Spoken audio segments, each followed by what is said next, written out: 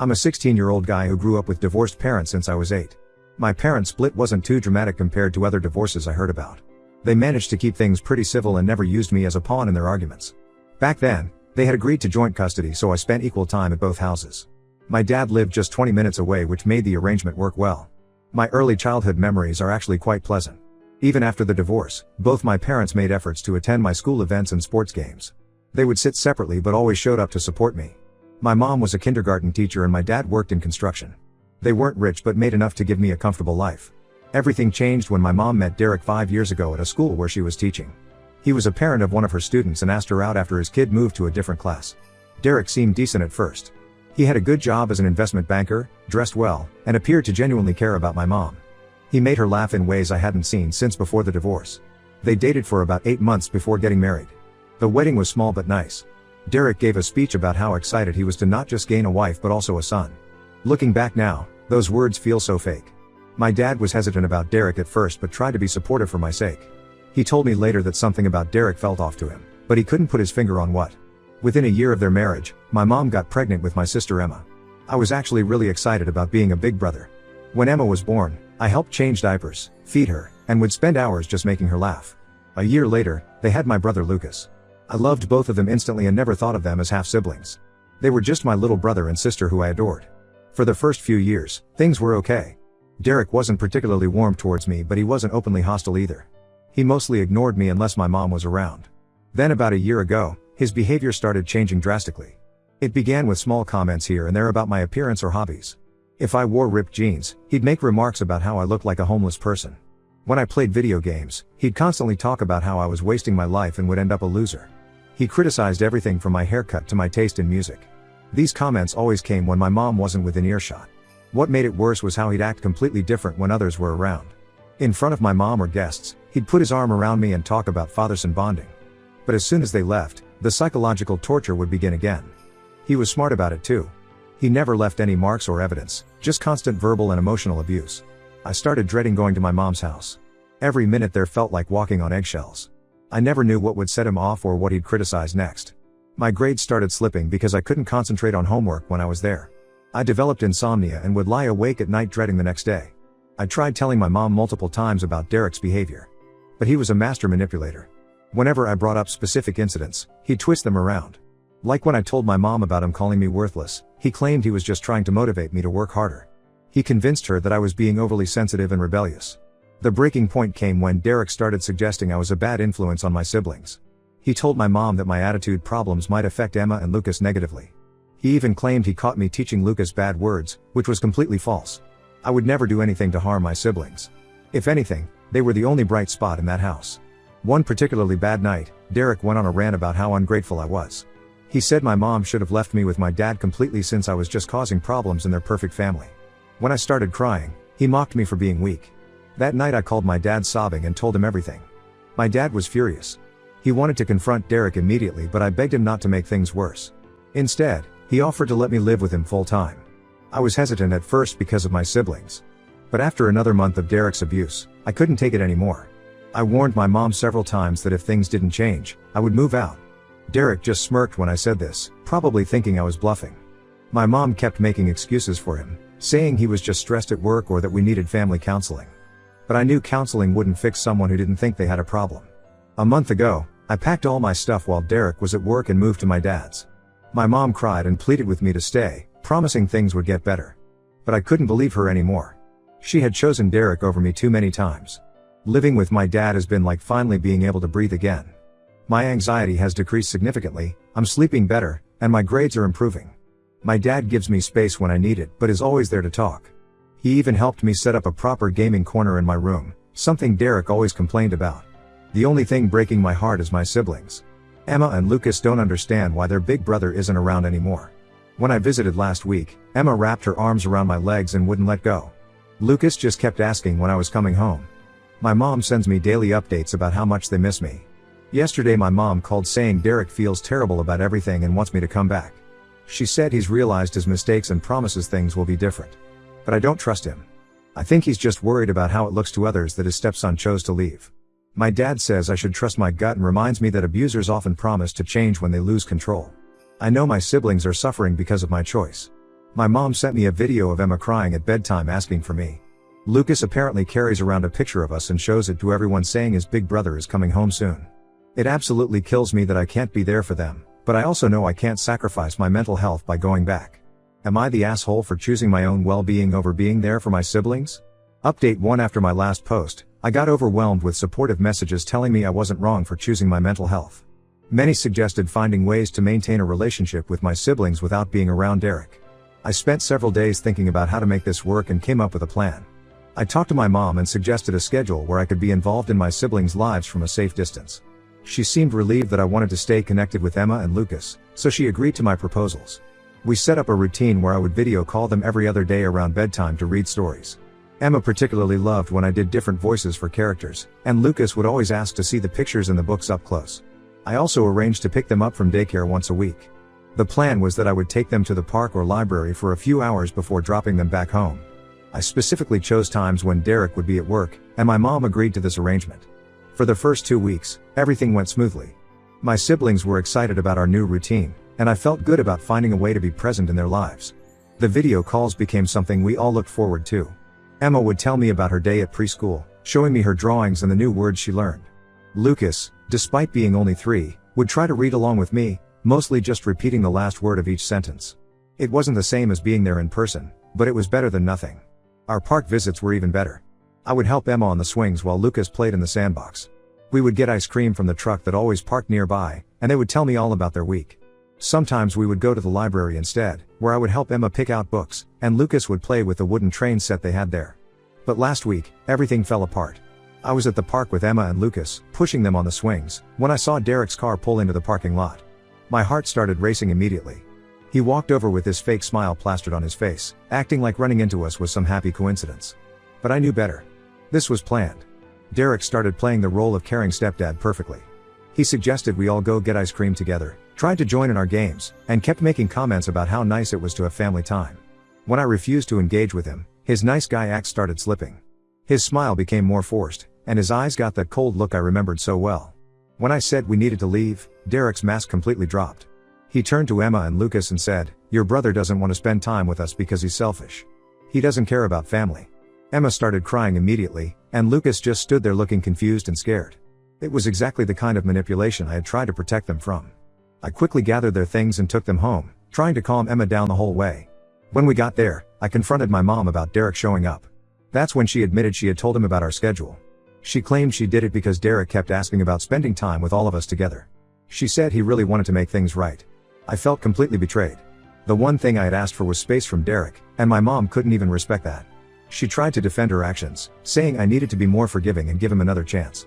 It was the same pattern all over again, her choosing Derek's feelings over my well-being. Things got even worse when I found out through my mom's best friend Sarah what Derek had been saying about me to our extended family. Sarah called me concerned because she had heard Derek telling people at a family gathering that I moved out because I was jealous of my siblings.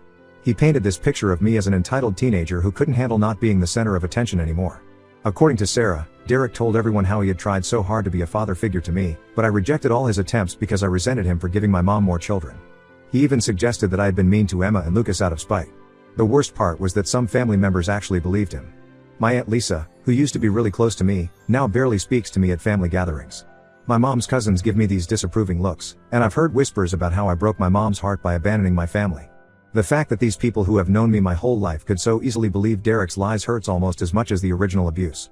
My dad is absolutely livid about the whole situation. When he heard about Derek ambushing us at the park and spreading lies, he wanted to go confront him directly. I had to beg him not to make things worse. I know Derek would just twist any confrontation to make himself look like the victim anyway. For now, I've decided to stop the park visits entirely. I can't risk Derek showing up again and manipulating my siblings against me. I'm still doing the video calls, but only when I know for certain he's at work. My mom keeps trying to convince me to resume our outings, promising Derek won't interfere again, but I don't believe her anymore. Emma cried when I told her we couldn't go to the park anymore, and Lucas doesn't understand why we only talk through the computer now. It breaks my heart, but I have to protect myself. I just hope that someday they'll understand why their big brother had to keep his distance. Update 2. I didn't expect to be posting another update so soon, but something happened that completely validated all my fears about Derek. My 13-year-old cousin Jack reached out to me last week through social media.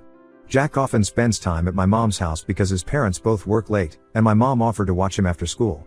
Jack and I were always close despite the age gap. We both love video games and would often play together when I still lived at my mom's. Derek never seemed to have an issue with Jack before, but apparently that changed after I left. In his message, Jack told me that Derek started treating him similarly to how he treated me. It began with the same pattern: subtle digs when no one else was around, constant criticism of his hobbies, and comments about him being lazy or worthless. Jack said Derek would act completely different when my mom or his parents were present, just like he did with me. What made this situation different was that Jack was smarter than I had been. He started secretly recording Derek on his phone whenever he was alone with him. The recordings he sent me made my blood run cold. I heard Derek telling Jack he was pathetic, that no one really liked him, and that he was just a burden on everyone. In one recording, Derek mocked Jack for crying, calling him a baby just like he used to call me. Hearing those recordings brought back all the anxiety and trauma I experienced. I had panic attacks 2 nights in a row after listening to them. But they also validated everything I had been saying. I wasn't crazy or oversensitive like Derek made me feel. His abuse was real, and now I had proof. I showed the recordings to my dad, and we decided that my mom needed to hear them. We invited her to my dad's house, making sure Derek wouldn't know where she was going. When we played the recordings for her, she finally broke down. She admitted that she had noticed signs of Derek's behavior but kept making excuses because she was afraid of failing at marriage again. My mom cried and apologized for not believing me sooner. She said hearing Derek talk to Jack the same way made her realize this wasn't just teenage rebellion or me being difficult. She promised she would confront Derek and make changes to protect Jack and my siblings. But when she confronted Derek with the recordings, he somehow managed to manipulate the situation again. He claimed Jack and I had planned this together to make him look bad. He said we were troubled teens who didn't like having rules and structure in our lives. He even suggested that maybe Jack was jealous because Derek spent more time with Emma and Lucas than with him. The most frustrating part was watching my mom actually consider his explanation. Despite hearing the abuse with her own ears, she started wondering if maybe Derek had a point. She mentioned how Jack had been acting out lately, probably because of Derek's abuse, and suggested that maybe he and I were just trying to cause problems. Jack's parents were a different story. When they heard the recordings, they immediately pulled Jack out of my mom's house. They were furious that their son had been subjected to emotional abuse while under my mom's care. They also finally understood why I had left and apologized for believing Derek's lies about me. This whole situation has caused a huge rift in our extended family. Some relatives still believe Derek's version of events, while others are now seeing him for who he really is. My Aunt Lisa, who had been cold to me before, called to apologize after hearing about Jack's experience. She said she should have known better than to believe Derek's stories about me. Yesterday, my mom tried calling me to say that Derek wants family counseling. He apparently suggested that Jack and I attend sessions with him to work through our issues. I refused immediately. I know it's just another attempt at manipulation, another way for him to control the narrative and make himself look like the caring parent trying to fix things. The hardest part is knowing that my siblings are still in that house with him. Emma and Lucas are too young to record or report any mistreatment. I worry about how Derek might treat them as they get older, especially if they start showing any signs of defiance like Jack and I did. I've tried talking to my dad about getting full custody of my siblings, but he explained that it would be nearly impossible since Derek hasn't left any physical marks and my mom would have to agree to it. For now, all I can do is maintain my distance and be there for them through our video calls. At least now I know for certain that I'm not crazy. Derek is the problem, and I'm glad I got out when I did. Update 3: After everything that happened with Jack, I made the difficult decision to completely cut contact with my mom's household except for video calls with my siblings. The decision wasn't easy, but seeing how Derek managed to manipulate even recorded evidence of his abuse made me realize nothing would ever change. My dad helped me establish firm boundaries. He now handles all communication with my mom regarding my siblings. We set up specific times for video calls, and my dad makes sure Derek isn't around during these calls. My mom tried arguing against this arrangement at first, but after my dad threatened to get lawyers involved, she agreed. Jack's situation actually caused a ripple effect in our family. His parents shared the recordings with other family members, which led to more people finally seeing through Derek's manipulation. My Aunt Lisa and her husband stopped attending family events at my mom's house. Several cousins who used to hang out there regularly stopped coming over. Even my grandmother, who initially defended Derek, admitted that she had been wrong about him. The isolation seems to be affecting Derek's behavior. My mom's best friend Sarah told me that he's become more controlling at home. He monitors my mom's phone calls and questions her whenever she goes out.